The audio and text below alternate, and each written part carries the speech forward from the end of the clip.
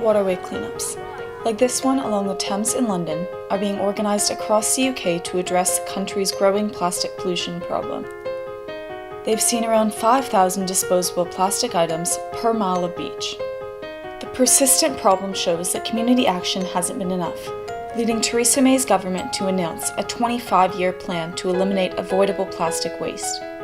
But some experts say that considering 13 million tons of plastic is entering the world's oceans every year, this timeline is just not fast enough. I think that the government's really got to reduce the timeline from 2040. After all, by 2050, there'll be more plastic in the sea than fish. The time it takes to degrade a piece of plastic is very long, and 25 years, only a small portion of the plastic will have degraded.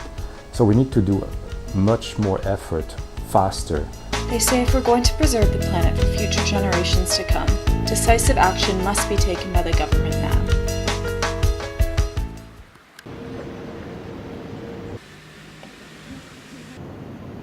Plastic pollution in the UK is in the public eye like never before, and the government is under pressure to address it. They've taken some steps already, like banning microbeads, found in cosmetics and toothpaste, and introducing a 5p charge on plastic bags.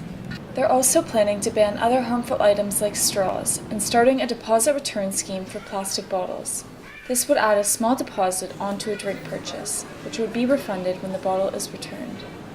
Despite many experts saying that more needs to be done and faster, research fellow at the Grantham Institute at Imperial College London, Dr. Arturo Castillo, says that some changes take time. The problem is so difficult that and so complex that we haven't even defined it properly. There are so many different types of products, and so with very different supply chains. Setting an arbitrary date like 2030 is actually too long for some things. Like we could get rid of plastic straws tomorrow, but for other things like packaging for medicines and food. And many different kinds of food and many different kinds of clothing, for example. Those might be applications that might take a lot longer to tackle because they also are involved in global supply chains. So what do experts think the government should prioritise? Environmental Audit Committee member Geraint Davies says they must make plastics more expensive. The big problem with plastics is that they're simply too cheap, because the world spends $5.3 trillion a year on fossil fuel subsidies. That's the size of the UK and the French economy combined. And part of that is subsidising plastic. Others think that improving the UK's below 50% recycling rate must be a main concern. Right now, less than half of the 13 billion plastic bottles people in Britain use a year are being recycled. Experts say this could be helped by making a deposit return scheme mandatory in stores immediately. The government is looking to countries like Germany, where this scheme was implemented years ago and now sees one of the highest recycling rates in the world. But only a small number of retailers have started trialling this in the UK, like Iceland Foods.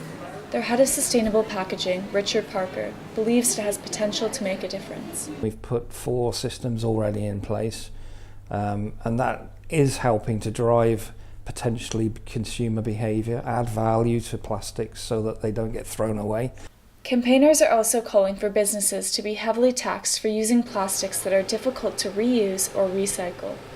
This could also happen through incentives for using less packaging or more sustainable alternatives. The government is currently considering how a tax system could work here, but Richard says Brits have managed to get away with not paying high enough levies on plastics for too long. People will say, yes, it's been significant. It's not as significant as places like Germany and Scandinavia, where they pay something like 10 times the amount of levy on their packaging use.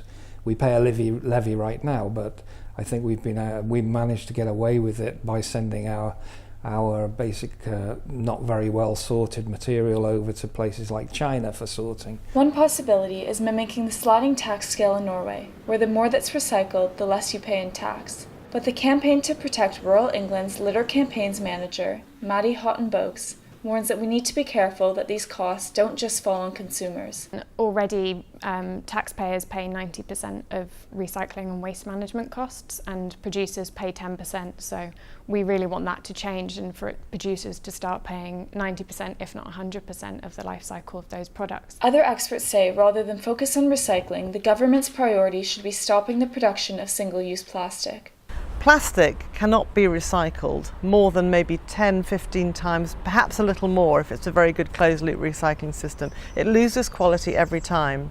So if you've got this much plastic and you recycle it, you will still end up with this much plastic, and it will have lost quality and become black mass that nobody wants. Joanna thinks that harmful items need to be banned faster. Polystyrene is the worst product to put food, particularly hot food, and liquids into because of the chemicals that are released into whatever the polystyrene container has. So using that in fast food outlets and in coffee stands is the worst possible thing. Also, to use it in packaging, it's very, very difficult to recycle. That's why I think start with that one. Ban it as soon as possible. Community events like Thames 21's Beach Cleans are used to collect data on the different types of items found, which helps the government determine what to ban. Their observations on the excessive number of wet wipes found on the river's foreshore helped get this item included in the government's 25-year plan. Because wet wipes contain non-biodegradable plastic, they continuously break down into smaller pieces and never fully disappear from the environment. But Thames 21's Riverwatch coordinator, Alice Hull, says it's important to remember that plastic serves a purpose and that its alternatives have disadvantages too. She thinks the focus should be on eliminating single-use products. If you're having kind of bottled drinks and they're all in glass, they're going to be heavier to transport to the end user than if it was in a plastic bottle. And that will have impacts in terms of emissions and therefore impacts on climate change. Similarly, if you move to kind of plant-based products, you might be taking land that would otherwise be used for food production. The government declined to be interviewed, but in a statement they said they are making great strides to tackle this. But more research is seriously needed, which is why they recently launched a £20 million Plastics Research and Innovation Fund. But geoscientist at the Grantham Institute, Dr. Yves Plancherel, doesn't think £20 million is enough. How much of the economy is dependent on plastic? We're going to talk about tens of billions, right? Or more, hundreds of billions.